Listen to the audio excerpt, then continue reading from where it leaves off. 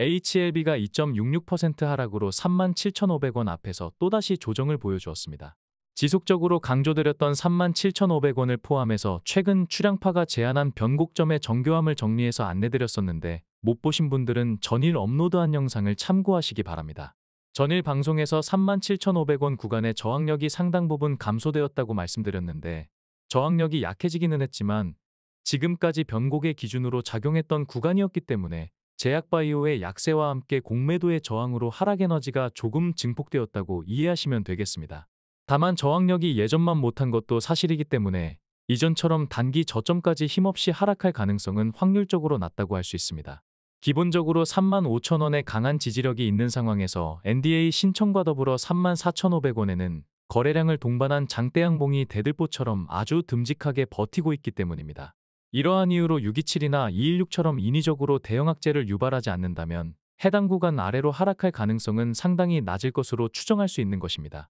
금일 공매 비중은 18.3%로 공매도 세력은 공세적인 것을 넘어 다소 도발적인 모습을 보여주었습니다. 일간 공매도 비중이 18.3%를 넘긴 것은 지난 5개월간 고작 6번밖에 없었기 때문에 적지 않은 비중이라고 할 수 있을 것입니다. 또한 금일 제약바이오가 약세를 보인 것도 HLB의 하락에 영향을 주었을 것입니다. 그러나 코스닥 제약 차트는 추세적으로 전혀 붕괴될 조짐이 보이지 않기 때문에 짧은 조정을 끝내고 또다시 상승 추세를 이어갈 것으로 추정할 수 있을 것입니다. 5분봉으로 보면 장 초반 37,500원 구간에서 가장 많은 거래량으로 접전을 벌이며 상방을 여러 차례 노크한 흔적을 볼 수 있는데 이를 통해서 해당 구간에 남아있는 저항력을 확인할 수 있겠습니다. 일봉의 추세를 보면 누가 봐도 저점을 높이며 상승하고 있다는 것을 확인할 수 있습니다. HLB는 과거의 전례로 비추어 보면 대상승을 앞두고 언제 어디서 무슨 일이 터질지 알 수 없지만 현재 HLB 차트의 기세는 여전히 좋다고 할 수 있습니다. 주봉으로 보면 굳이 추세선을 긋지 않아도 추세의 향방을 명확하게 파악할 수 있을 정도로 보기 좋은 추세의 각도를 유지하고 있습니다. 참고로 양봉으로만 상승하면 쉽게 무너질 수 있다고 말씀드렸는데 이는 일봉이나 주봉이나 다르지 않습니다. 이전에 나왔던 파동을 분석해보면 양봉 위주로 상승하고 별다른 지지 없이 원위치하고 또다시 양봉 위주로 상승하고 이내 원위치하고 또다시 양봉 위주로 상승하고 힘없이 원위치한 것을 확인할 수 있습니다. 그러나 현재 구간의 파동에서는 양봉과 음봉의 개수가 조화를 이루며 거의 비슷한 수준으로 섞여 있다는 것을 확인할 수 있습니다. 자주 강조드렸듯이 양봉과 음봉이 적절하게 조화를 이뤄야 지지력이 견고해지고 쉽게 무너지지 않기 때문에 현재 주봉의 분위기는 상당히 긍정적이라고 해석할 수도 있겠습니다. 이번 주에 주목할 포인트로는 5월 18일의 시가를 넘어설 수 있느냐가 될 것입니다. 만약 이번 주 내로 5월 18일의 시가를 넘어선다면 상방 세력의 단기 상승 의지를 확인할 수 있을 것이며 횡보하는 모습을 보여준다면 한 템포 쉬었다 가겠다는 뉘앙스로 해석할 수 있을 것입니다. 출량파 방송은 대본을 작성하고 나레이션을 하기 때문에 즉흥적인 뇌피셜로 차트를 분석하는 경우는 없습니다. 언제나 통계적 유의성이 있는 차트 이론을 정제된 언어로 말씀드리기 때문에 출량파가 공개하는 주식이나 차트와 관련된 이론들은 잘 숙지하신다면 유용하게 활용하실 수 있을 것입니다. 출량파가 분석하는 HLB를 통해서도 시황 분석과 차트 이론에 대한 인사이트를 확인할 수 있겠지만 매일 장전에 공개하는 무료 추천 종목의 정교한 매매 타점을 확인하신다면 출량파의 주식과 차트 이론을 더욱더 신뢰하실 수 있을 것입니다. 다만 보통의 주식 유튜버처럼 많은 차트 이론을 나열하지 못한다는 점에서 송구한 면도 있습니다.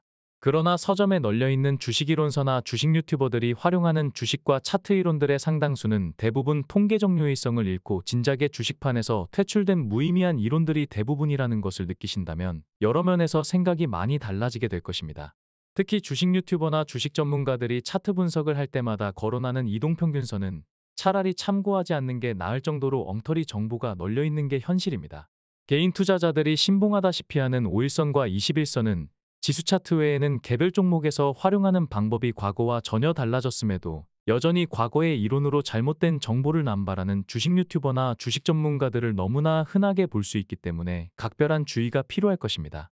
상황에 따라 조금 해석이 다르지만 5일선이나 21선은 의도적으로 지켜줬을 때 예후가 더 나쁘다는 것이 상식이 된 지 오래임에도 여전히 주식 유튜버의 상당수는 이를 정반대로 해석하고 있다는 것을 늘 유념하셔야 할 것입니다. 주식이나 차트는 실제 응용할 수 있는 스킬이 상당히 제한적이기 때문에 매일같이 차트의 비기를 공개한다면 금방 핵심 미천이 드러나고 말 것입니다. 여러분들이 만약 통계적 유의성이 있는 주식이론과 차트의 비기를 터득했다면 이를 무상으로 불특정 다수에게 공개한다는 것은 쉽지 않을 것이며 그럴 이유도 없을 것입니다. 불특정 다수에게 공개되고 통계 정유의성이 확인되어 다수가 사용하게 되면 해당 이론과 차트의 비기는 활용 가치가 떨어지며 더 이상 특별한 비기가 될 수 없기 때문입니다. 이런 것이 바로 과거에는 상당히 유용했던 차트 이론이 현재는 활용 가치가 떨어져서 무의미하게 되는 이유 중에 하나가 되는 것입니다. 대표적으로 이동평균선을 포함해서 엘리어트 파동 이론과 일목균형표 등이 이에 해당된다고 할 수 있습니다. 추량파가 공개하는 차트 이론은 추량파가 15년을 넘게 발전시켜오고 꾸준히 검증해온 이론입니다. 다소 제한적이기는 하겠지만 추량파가 소소하게 공개하는 차트 이론을 숙지하고 취합하신다면 결과적으로는 적지 않은 알짜 정보들을 캐치하실 수 있기 때문에 꾸준히 시청하셔서 추량파의 차트 이론과 매매 스킬을 체득해 보시기 바랍니다.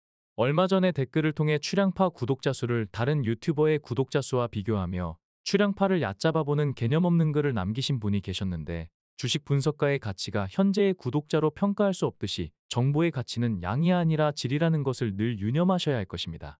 유럽 증시는 일제히 약세를 보여주었으며 미국 3대 지수는 부채 한도 협상이 난항을 겪고 있는 것과 함께 영향력이 적지 않은 벤 버냉키 전 연준의장이 경기 침체 가능성을 언급하면서 일제히 약세를 보였습니다.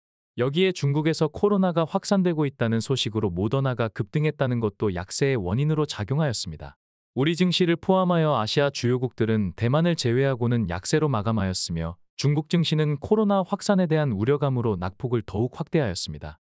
참고로 우리 증시는 하반기에도 긍정적일 것으로 전망드렸는데 장전 방송을 시청하시면 추량파가 왜 이런 전망을 하는지 파악하실 수 있을 것이며 거시적인 시황에 대한 믿음이 생긴다면 개별 종목에서 멘탈을 유지하는 데도 많은 도움이 될 것입니다.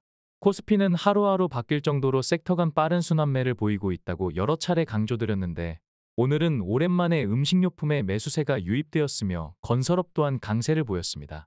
제약바이오 섹터는 0.2% 하락으로 지수와 연동되는 모습을 보여주었습니다. 코스닥은 금속과 음식담배가 강세를 보였으며 나머지 섹터들은 약보합이나 하락으로 마감하였습니다.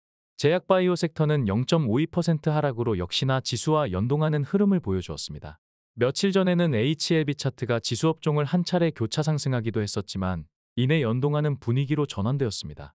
추량파는 국내에서는 처음으로 추천한 종목의 모든 영상 자료와 매매 일지를 하루도 빠짐없이 공개하고 있는데 오늘도 지수보다 좋은 모습을 보여주며 마감하였습니다. 멤버십 추천 종목 또한 여전히 좋은 모습을 보여주고 있습니다. 투명하고 정직하게 매매 일지를 공개하면서 추천 성과까지 좋다면 추량파 VIP 멤버십에 참여하는 것도 투자 자산을 늘리는 좋은 방법이 될 것입니다. 코스피는 개인이 7거래일 만에 매수세로 전환하였지만 전체적으로 큰 동향 없이 소소하게 마무리되었습니다. 코스닥 또한 부채 한도 협상을 앞두고 관망하는 분위기 속에 마감하였습니다.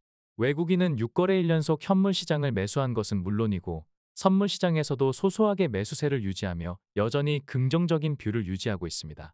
금일 HLB 수급은 기관과 개인이 매도 우위 관망을 하였으며 외국인은 매수 우위 관망하는 모습을 보여주었습니다. 최근 1개월 수급을 합산하면 외국인은 18만 7천 주를 순매도하였으며 반면 기관은 14만 6천 주를 순매수하였고 개인은 2만 주를 순매수하였습니다. 금일 거래 금액에서 차지한 공매도 비중은 18.36%라고 말씀드렸는데 비중이 확대되는 것이 꼭 나쁘지 않다는 것을 참고하시기 바랍니다. 금일 대차 잔고는 5,674억 원으로 잔고를 늘려가며 결전을 준비하는 모습입니다. 5월 22일 기준 공매도 잔고는 461만 주이며 추세적으로 꾸준히 증가하는 모습입니다.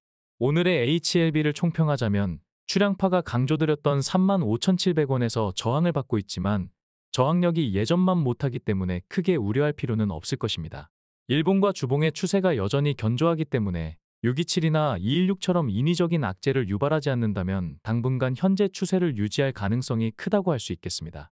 HLB에서 대상승이 나오면 장중에 유튜브 커뮤니티나 텔레그램 채널을 통해서 고점 대응 방안을 안내드릴 예정입니다. 추량파 유튜브를 구독하거나 알림을 설정해 두시면 추량파의 장중 메시지를 신속하게 수신하실 수 있을 것이니 참고하시기 바랍니다. 이상으로 금일 방송을 마치겠습니다.